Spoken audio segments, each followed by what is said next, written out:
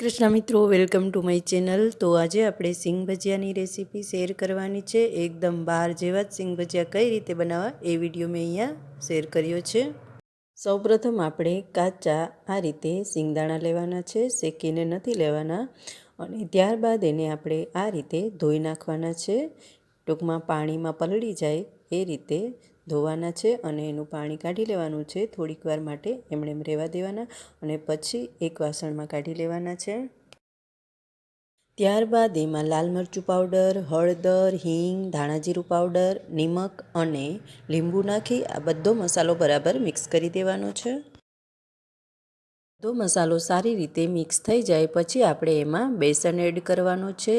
બેસન આપણે થોડો થોડો કરતાં એડ કરતું જવાનું છે અને મિક્સ કરતા જવાનું છે। એકદમ વધારે પણ નથી નાખવાનું બેસન। ભજીયાનું કોટિંગ એકદમ પરફેક્ટલી બને એ રીતે આપણે બેસન એડ કરવાનું છે, ના વધારે કે ના ઓછો। આ રીતે થોડો થોડો એડ કરતા જવાનું અને મિક્સ કરતા જવાનું અને એન્ડમાં જો આ રીતે ડ્રાય રહે તો આપણે થોડું એવું પાણી નાખવાનું છે, વધારે નહીં। આ રીતે હાથમાં લઈ અને થોડુંક છાંટવાનું જ છે જેથી કરીને સરખી રીતે બેસન સિંગદાણામાં લાગી જાય। આ રીતે સિંગદાણાને રેડી કરી લેવાના છે અને ત્યારબાદ આપણે તેલને ગરમ કરવા માટે મૂકવાનું છે। તેલ ગરમ થાય એટલે આપણે એમાં આ રીતે થોડા થોડા કરી અને હાથથી છૂટા પાડતા જવાના એ રીતે સિંગ નાખવાની છે અને એને થોડી વાર માટે ફ્રાય થવા દેવાના છે। એને ફ્રાય થતાં વધારે વાર નથી લાગતી, જલ્દી ક્રિસ્પી થઈ જાય છે।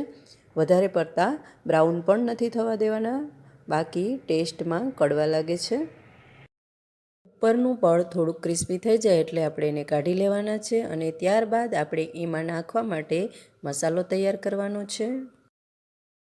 મસાલો બનાવવા માટે મેં અહીંયા ગ્રાઇન્ડિંગ જારમાં લાલ મરચું પાવડર, હિંગ, હળદર, ચાટ મસાલો, આમચૂર પાવડર, નિમક અને ખાંડ આ બધી વસ્તુ લઈ અને એને મિક્સરમાં દળી નાખી છે। એક મસાલો તૈયાર કરી લીધેલો છે।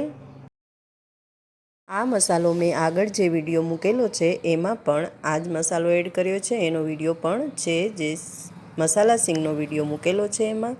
ત્યારબાદ આ બધો મસાલો એમાં ટેસ્ટ પ્રમાણે એડ કરવાનો છે અને સારી રીતે મિક્સ કરી દેવાનું છે। આ સિંગ ભજીયા તમે લાંબા સમય સુધી સ્ટોર કરી શકો છો, ખરાબ નથી થતા। કોઈ પણ એરટાઇટમાં તમે એને સ્ટોર કરી શકો છો।